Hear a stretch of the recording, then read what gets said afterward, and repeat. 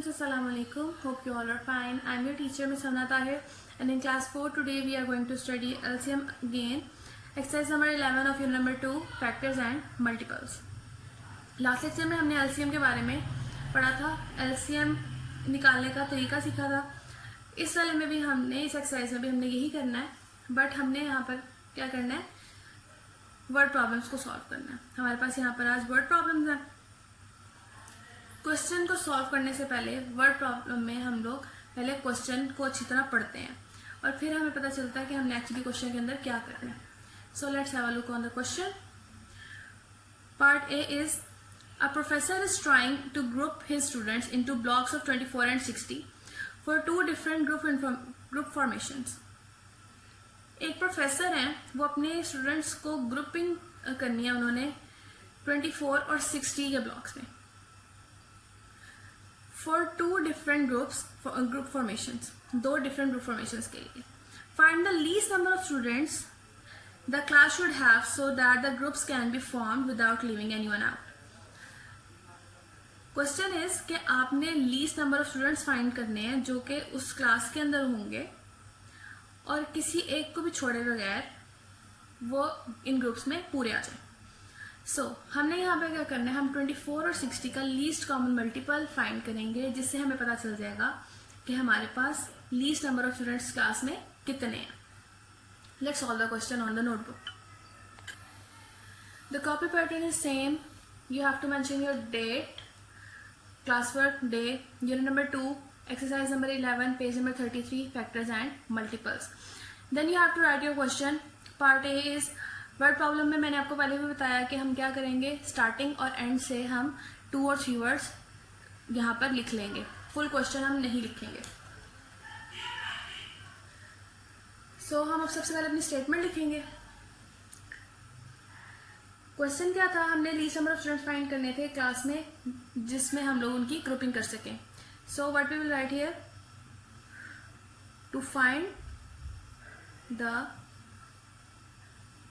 least number of students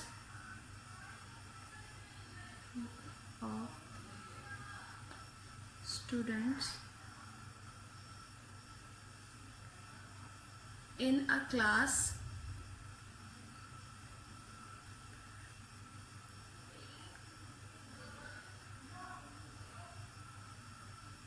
for group formation, comma, we will find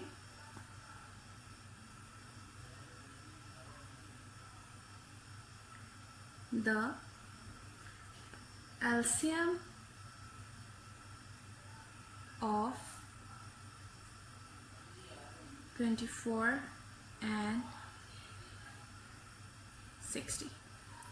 So हमने अपनी statement लिख लिया है. To find the least number of students in a class for group formation we will find the LCM of 24 and 60. अब हमने क्या करना है, 24 और 60 दोनों का लीस्ट कॉमन मल्टीपल निकालना है. Again the method is same. We will going to mark a line here and a line horizontally. Write here 24, comma 60. मैंने आपको बताया था कि सबसे पहले हम किससे डिवाइड करेंगे, सबसे लीस्ट डिजिट से जिसका हम लोग टेबल पढ़ सकते हैं, जिसके टेबल में ये दोनों या दोनों में से कोई एक आता हो. सो हमारे पास सबसे छोटा टेबल कौन सा होता है, 2 का. हम सबसे पहले 2 के टेबल में देखेंगे दोनों आते हैं या नहीं. सो 2 के टेबल में ये दोनों ही आते हैं.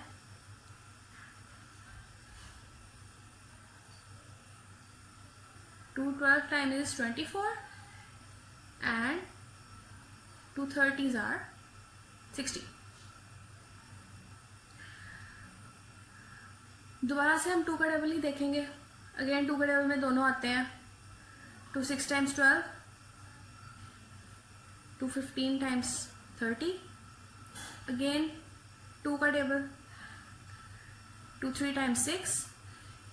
15 2 के टेबल में नहीं आता तो वो क्या होगा, एज इट इज नीचे आ जाएगा. अब 3 और 15 दोनों 2 के टेबल में नहीं आते. 2 के बाद कौन सा टेबल आता है, 3 का. 3 के टेबल में हम देखेंगे, यस 3 के टेबल में आते हैं।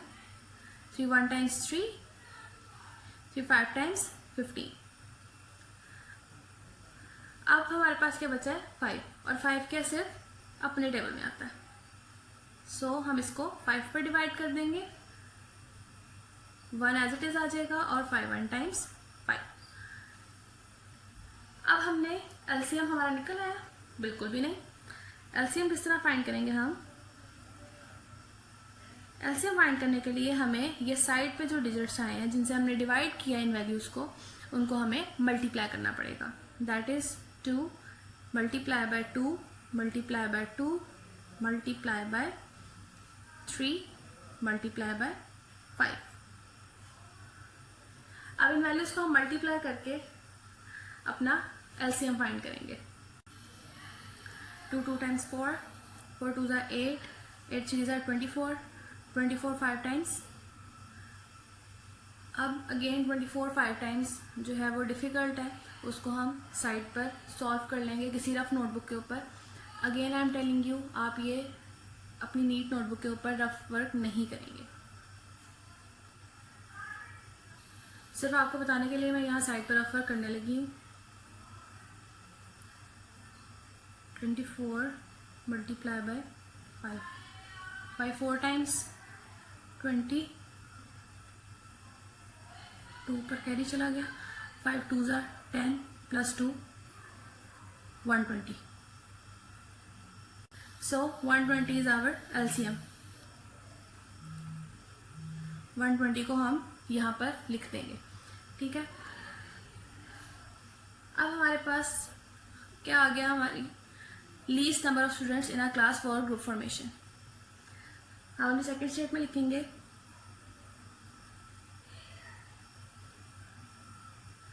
Class should have at least 120 students for group formation.